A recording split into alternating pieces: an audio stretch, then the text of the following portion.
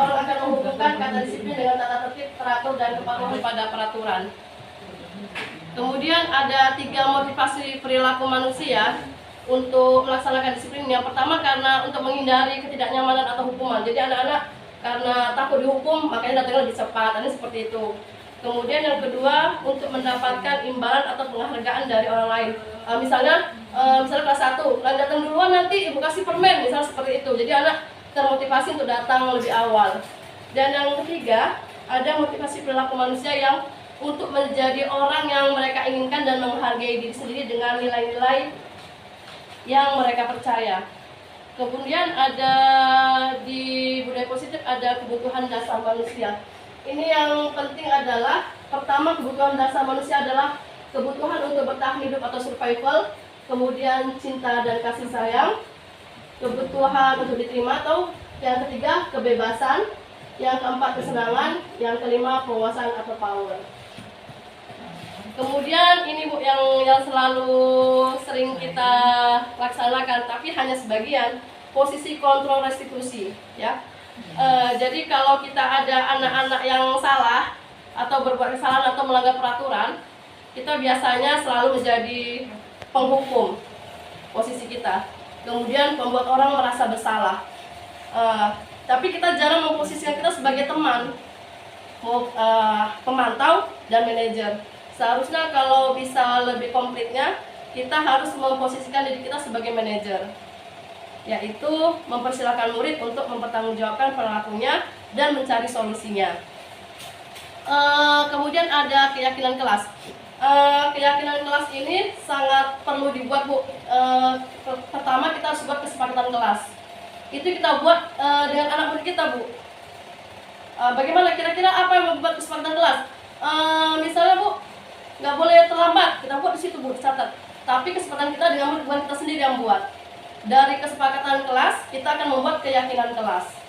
Jadi ada beberapa keyakinan kelas itu bisa ini dalam bentuk ya, dalam pembentukan keyakinan kelas itu ada pertama keyakinan kelas bersifat abstrak, kemudian berupa pernyataan-pernyataan universal.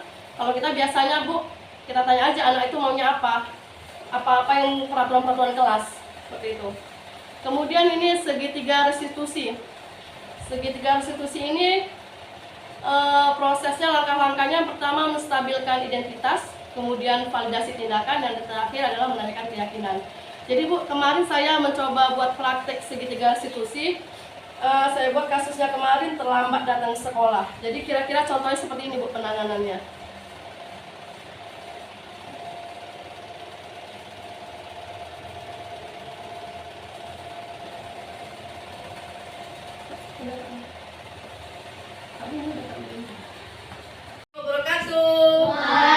Waalaikumsalam warahmatullahi wabarakatuh.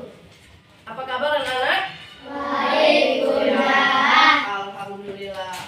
Ya, kita hari ini akan belajar atau membuat keyakinan kelas.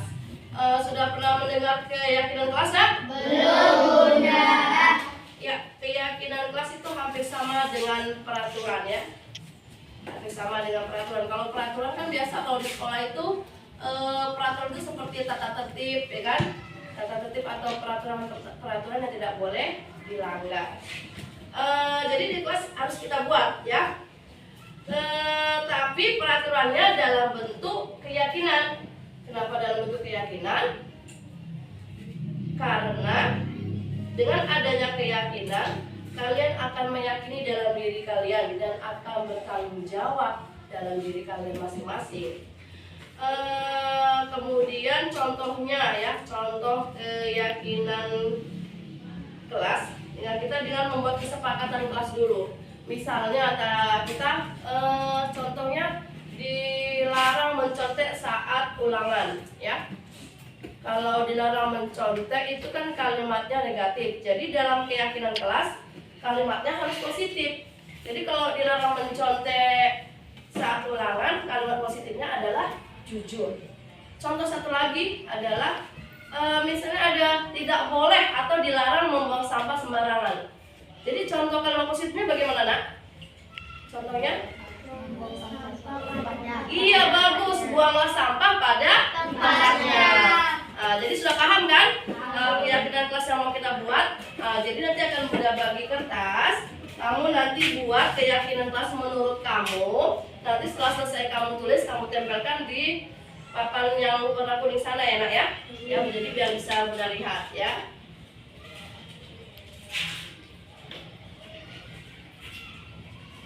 Ditulis menurut mana yang menurut kamu yang bisa kamu tanggung jawab ya, keyakinan kelasnya ya nak ya.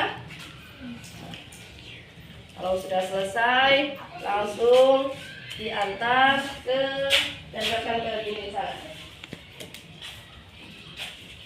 Yang udah selesai boleh langsung ke sana nak. Yang udah kita kasihkan kalau kamu sudah selesai, langsung.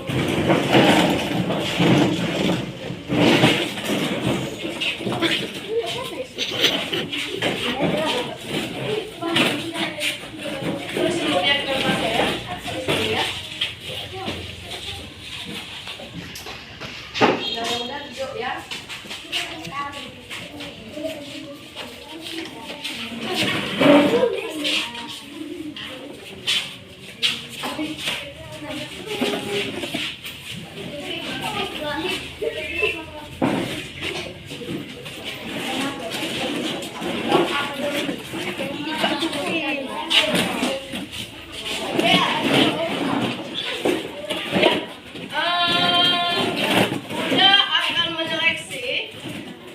Kira-kira yang hampir sama ya.